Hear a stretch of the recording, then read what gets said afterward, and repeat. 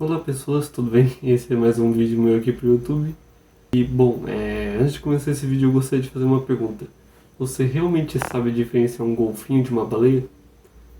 Pode parecer algo simples no começo, claro. Mas vamos supor que, por exemplo, eu pegue uma cachalote e um golfinho cinzento. É claro que para a maioria das pessoas você vai dizer qual é a baleia, a cachalote, com certeza, correto? Não, errado. Por exemplo, uma baleia beluga e uma naval. Naval ela é mais semelhante a um golfinho e a outra tem baleia no nome, claramente a baleia beluga é uma baleia. E a naval é um golfinho. Não, errado. Isso acontece por vários motivos, assim como quando eu falei da questão das aranhas no último vídeo. As semelhanças os tornam muito parecidos uns com os outros e isso causa algum desentendimento. E no senso comum, muitas vezes alguns animais que acabam não sendo baleias recebem o nome de baleias, por exemplo. Inclusive a cachalote, tanto a cachalote quanto a beluga não tem baleia no nome. O pessoal geralmente usou isso como apelido, porque na verdade seria apenas beluga e cachalote. Bom, para esse vídeo eu pretendo não literalmente falar sobre todas as espécimes e dizer essa aqui é baleia e esse daqui é um golfinho, mas eu pretendo falar de forma simples e resumida, claro se der, as características que tornam um uma baleia e as características que tornam outro um golfinho ou alguma espécie semelhante. E bom, geralmente antes de começar a abordar as características, eu gosto bastante de falar um pouco sobre de que forma essas espécies estão relacionadas, porque isso ajuda tanto a entender o porquê esses erros geralmente costumam acontecer, quanto o porquê as características, embora tenham muita diversidade, elas ainda são parecidas em certos aspectos. Bom, falando de uma maneira meio curta e grossa, eu poderia resumir que tanto as baleias quanto os golfinhos estão unidas através da ordem cetácea. Mas o que é a ordem cetácea? A ordem cetácea é uma ordem que constitui no grupo de mamíferos predominantemente marítimo, em um ambiente aquático, em mar aberto geralmente, que não está preso a rios, como por exemplo o peixe-boi, uma espécie migratória, né, que viaja, percorre longas distâncias, e, claro, mamíferos. Vale lembrar também que, a título de curiosidade, cetáceo deriva de algo semelhante a monstro marítimo, alguma coisa assim. Algo que é um termo grego que provavelmente foi utilizado de um mau jeito naquela época. Bom, vale lembrar que no meio acadêmico, meio científico, quando a gente fala de uma classificação mais específica, é claro que já está bem estabelecido quem é baleia, quem é golfinho e tal. Só que, vendo de um senso comum, é bem comum essa má interpretação dos dois. Tanto que até mesmo alguns biólogos mais antigos tiveram dificuldade em classificá-las. Como, por exemplo, Carlos Linneu, o responsável, né, pela nomenclatura que a gente usa até hoje, geralmente, e também pela colocação dos seres vivos, que acabou, por algum motivo, colocando baleias e golfinhos como peixes em um de seus trabalhos.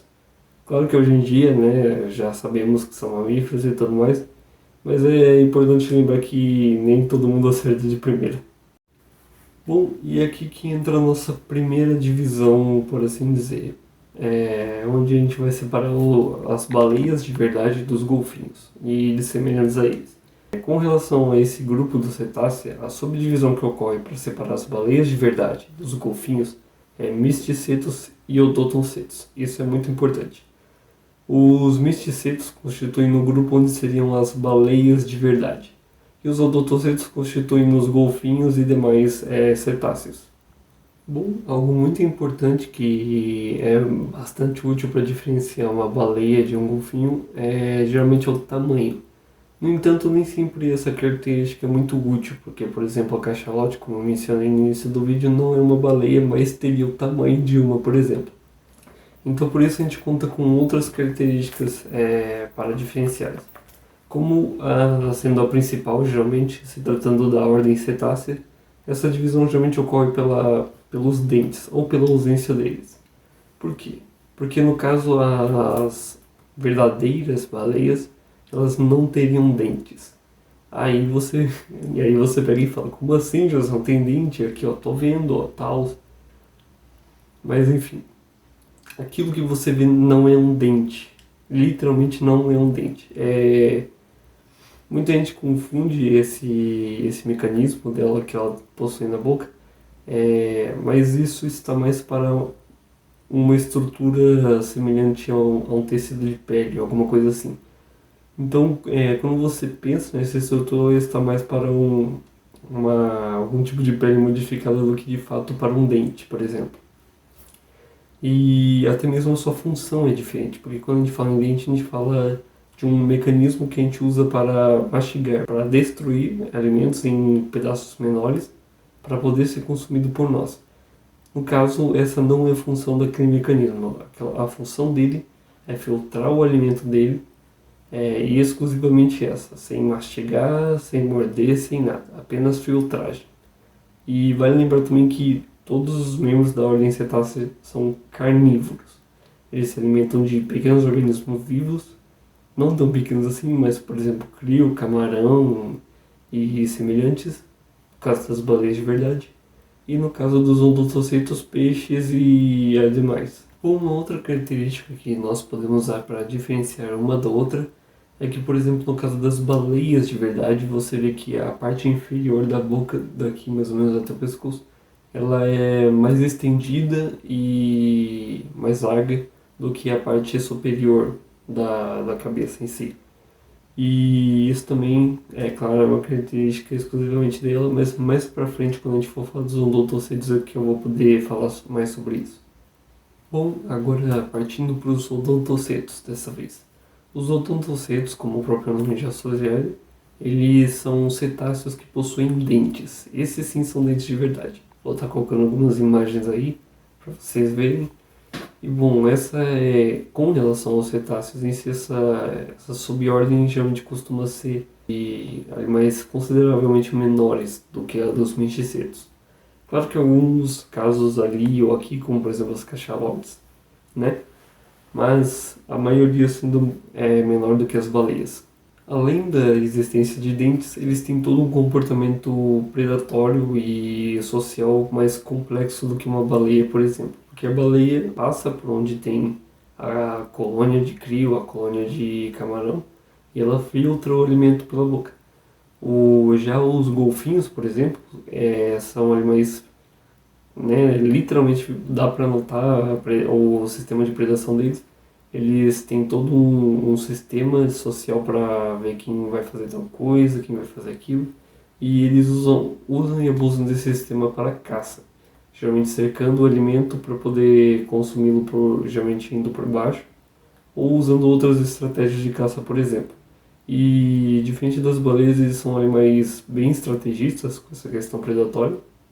E também bem comunicativos uns com os outros. Com relação às baleias, é claro. São animais velozes. Tudo o que eu estou falando, claro, se comparado às baleias, são mais velozes e mais ágeis, por assim dizer. São animais que geralmente costumam realizar muitos saltos, muitas acrobacias. E bom, outra característica que influencia muito na diferença entre odontoceto e misticeto é a existência do melão. O que seria um melão? Lembra quando eu falei da cabeça das baleias, que geralmente a parte de cima é menor do que a parte de baixo? Nos odontocetos você tem a existência de uma protuberância ali. Aquela protuberância é a chamada de melão. O que é o melão? Lembra quando eu mencionei lá mais para trás que quando se tratando das baleias verdadeiras, a parte de cima geralmente é menor do que a parte de baixo da cabeça? E então, quando a gente fala de odontocetos, existe uma protuberância na parte superior da cabeça. Essa protuberância ela é chamada de melão. Claro que ela possui todo um nome científico e tudo mais, mas para deixar o vídeo mais simples de entender, não vamos abordá-la aqui. E esse melão ele possui uma série de funções. A função, geralmente, do melão é a ecolocalização. O que seria a ecolocalização? De uma forma, falando aqui bem grosso e resumidamente, seria a capacidade do animal de identificar objetos à sua volta ou espaço à sua volta usando o eco gerado por algum ruído que ele fez. E como isso funciona? O animal é capaz de gerar algum tipo de ruído específico e quando ele gera esse ruído, rebate no que está à sua volta e retorna a ele. Quando retorna a ele, ele consegue, vamos falar aqui de forma sentir o que está à sua frente. Não apenas isso, mas os odontocitos, considerando as baleias, eles têm uma capacidade de comunicação muito mais ampla. O tanto que alguns deles usam de assobios específicos como se fossem até nomes ou algo semelhante. E bom, por fim, uma das últimas características que eu gostaria de citar é geralmente o bico. Quando a gente fala de baleia, a parte da mandíbula em si, ela é ampla, ela vai assim como se fosse um tampão, junto com a boca. Quando a gente fala dos odontocitos, ela é cilindrada. E embora isso pareça meio irrelevante, isso tem bastante a ver com o aspecto do ambiente que eles vivem. Por quê? Porque quando se trata da água, nenhum organismo vivo pode ter um superpoder que quebra alguma lei da física. Todo organismo vivo está restrito às leis da física. Então, para um animal ser bastante rápido na água, geralmente é recomendado alguns aspectos. Esses aspectos estão relacionados com a aerodinâmica do animal e faz com que alguns deles fiquem bastante parecidos, como é o caso, por exemplo, da convergência evolutiva do corpo entre o tubarão, o golfinho e alguns outros. Se pá, eu vou estar colocando a imagem aí para vocês verem melhor. Que graças à seleção natural adquiriram um formato extremamente semelhante, principalmente com relação à cilindragem que tem na cabeça, que serve justamente para eles adquirirem uma maior velocidade no ambiente aquático. E que acabou transformando a mandíbula, né, desses odontocetos em algo mais cilindrado. Bom, outra coisa que eu queria abordar também neste vídeo, mesmo não sendo o foco principal, é a relação evolutiva que esses animais têm. Porque quando a gente fala de mamíferos marinhos, por exemplo, fica meio complicado, porque na questão evolutiva, né, o mamífero aparece no ambiente terrestre, não aparece no ambiente aquático. Então, o que isso significa? Significa que a baleia não é um animal, mesmo ele sendo predominantemente aquático, ele não é um animal que surgiu na água, ele não é um animal cuja evolução se predestinou dentro da água em todos os momentos.